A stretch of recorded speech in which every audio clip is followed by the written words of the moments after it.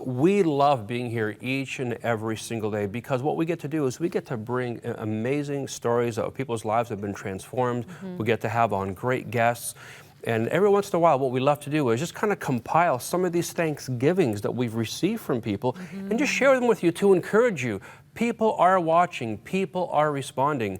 I mean, you can't get 1,000 phone calls every single day and not have Thanksgiving reports, crazy? right? And you're all part of that, you know, and the Thanksgiving is really to thank you for your faithfulness, the way that you pray for us, that you cheer us on, that you encourage us, the way that you give so sacrificially to make this happen every day. These 1,000, I can't even wrap my mind around 1,000 calls a day. You know, just last month, here's just a few things that happened. We had a man from Calgary calling in, wishing to know the same joy that the people on the telecast had that he saw. I'm pretty sure that's you, Joe, the joy, because you know there's none here. Oh, come on, you have lots of joy. So the prayer partner said, you know what? It's the joy of knowing God in a personal way. And so she asked if he was a Christian. He said no, but after hearing and understanding what a relationship with Jesus was, he asked God into his heart and he started a new journey with God. And you know, 100 people do that every month through this program and the prayer lines. And we're so excited about that because we know that's the beginning of an incredible life change. It's the beginning of a journey, right, Joe? Like, you know, it is. You know, they love to say that I get to be, you know, a pastor to the nation by being here on Huntley Street, and I don't take that lightly. I love that responsibility. I think it's amazing. You know, I'm a pastor in a local church here, and, you know, we just had our annual business meeting, and, you know, we talked about baptizing 109 people, which is fantastic.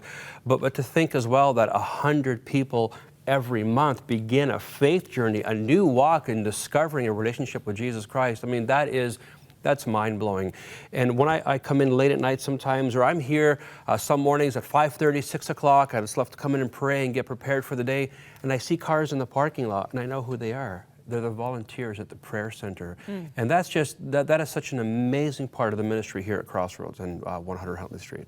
Well, in October as well, we had a 14-year-old viewer actually call us. She actually prayed, again, to start that journey with God. She'd been watching us. She was in grade 10.